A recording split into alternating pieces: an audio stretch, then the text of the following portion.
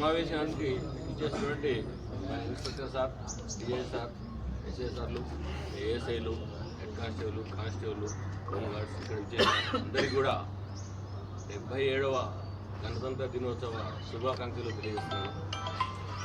ఈ గణతంత్ర దినోత్సవం, స్వాతంత్ర దినోత్సవం ఇంచుమించు మనం అందరం కూడా మనకి కాన్షియస్ ఒక 3వ తరగతి నుంచి కూడా అన్ని ఎప్పుడు ప్రతిసారి కూడా చూస్తున్నాము. అయినప్పటికీ కూడా ప్రతిసారి మనకి కొత్త పండుగనే అందరూ కూడా జరుపుకోవాల్సిన విధి మనది.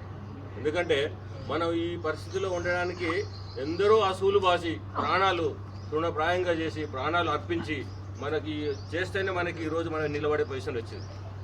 అంటే ఈ గణతంత్ర దినోత్సవానికి కొంచెం ముందుకెళ్ళినట్టయితే మన చరిత్రలో అందరూ చూసిందే, కానీ ఒక 2 వర్డ్స్ చెప్తాను. మన భారతదేశంలో పూర్వంలో రాజరిక వ్యవస్థ, రాజులు, సామంత రాజులు, చక్రవర్తులు, వాళ్ళ రాజులు దండయాత్రలు, యుద్ధాలు, కప్పాలు కట్టడం వాళ్ళు చేసేది ఫుల్గా నడిచేది. ఆ సమయంలో ఎవరి బలం ఉంటే వాళ్ళదే నడిచేది. ఆ క్రమంలో మనది అప్పుడు చాలా సుసంపన్నమైన దేశం. వజ్రాలు, వైడూర్యాలు కూడా రోడ్లో బజార్లో పెట్టి అమ్మేవాళ్ళని మనం తెలుసుకున్నాం, చూసిన చదివాం. కుప్పలు పోసి రాసులు పోసి అమ్మేవాళ్ళట.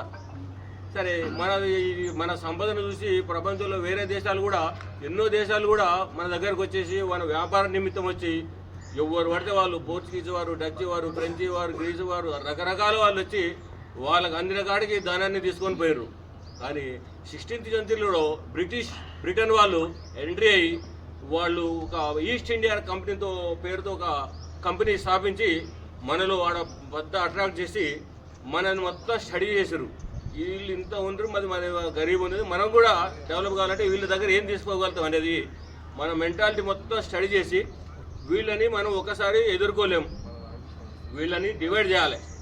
డివైడ్ అండ్ రూల్, విభజించు పాలించు. అంటే ప్రాంతాల వారిగా, కులాల వారిగా, మతాల వారిగా మనని ఐక్యం కాకుండా వాళ్ళు విభజించి మెల్లమెల్లగా అధికారాన్ని చేపట్టి మన మీద యజమాని చేసి సుమారు ఈ విధంగా మనని ఒకటి కాకుండా చేస్తే సుమారు 200 సంవత్సరాలు మన మీద ఆధిపత్యం చెలాయించి మన సంపదను మొత్తం దోసుకొని వెళ్ళిండ్రు. అయినా కూడా మనది అప్పటి నుంచి మనకి ఫస్ట్ స్టార్టింగ్లో వీళ్ళు ఏంది మనకి అప్పుడు అర్థమవుతుంది, ఏంది మన అంతా ఖాళీ అయిపోతున్నాం, మనం ఈ విధంగా ఉన్నాం, మన ఎట్లా అని 1857లో సిపాయి తిరుగుబాటు స్టార్ట్ అయింది. అక్కడి నుంచి మనం రకరకాల రూపాల్లో సాయుధ పోరాటము, శాంతి పోరాటము, హింసా పోరాటం, ఎవరికి నచ్చిన పందాలు వాళ్ళు దాడులు చేసి వాళ్ళ దాడులు తట్టుకోలేక